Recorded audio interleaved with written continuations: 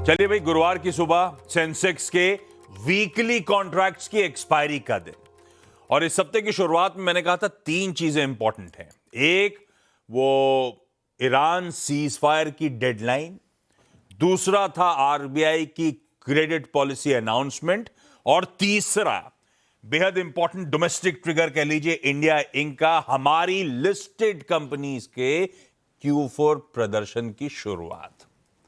और आज होगा उस रिजल्ट सीजन का आगाज जब दिग्गज टीसीएस अपने तिमाही रिजल्ट्स पेश करेगा।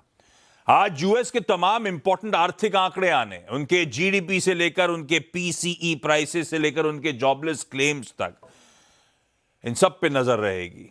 आज शाम को मेरे ख्याल से 6 बजे वो सारे आंकड़े रिलीज होंगे।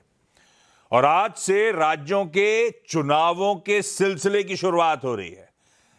असम, केरला, पुडुचेरी में वोट डाले जाएंगे, राज्यों और यूनियन टेरिटरी के कह लीजिए।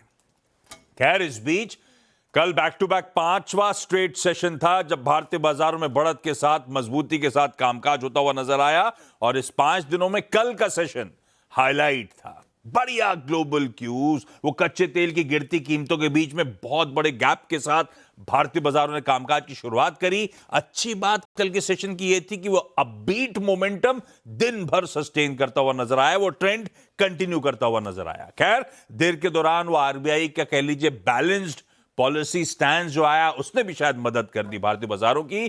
फाइनली सेशन की समाप्ति 24,000 की दहलीज पे जाके हुई। सेशन ऐसा था कि 3% गैप के साथ खुले, दिन भर 3% का गैप मेंटेन करो और इवेंचुअली 4.25% के उछाल के साथ एंड किया। तो बढ़िया था, बहुत अच्छा सेशन था कल का। गिफ्ट निफ्टी के समीकरण लेकिन आज के आपकी स्क्रीन पर रखता हूं। प्रोड्यूसर साहब ने हेडलाइन में हाईलाइट कर रखा है, थोड़ा सा फीका मामला है। 150 पॉइंट दबाव के साथ, आधे % से ज्यादा कमजोरी के साथ हम आज शुरुआत करेंगे। बुरा नहीं है, कल के पावरफुल मूव्स के बाद तो इतना ठीक है, लेकिन हां, हमारे एशियन पियर्स ठंडे पड़ रहे हैं और दबाव गहरा रहा है। मेरे ख्याल से 1 से 1.5% के आसपास कई सारे मार्केट्स अब दबाव की तरफ बढ़ रहे हैं। निकाई 1% के आसपास की कमजोरी प्लेट फ्लिप करेगा तो बाकी मार्केट्स आएंगे। फ्लैट से दबाव है एशियन पियर्स में। यूएस के मार्केट्स में कल का सेशन इंपॉर्टेंट नहीं है क्योंकि यही तेजी हम डाइजेस्ट करके गए थे यूएस फ्यूचर्स में।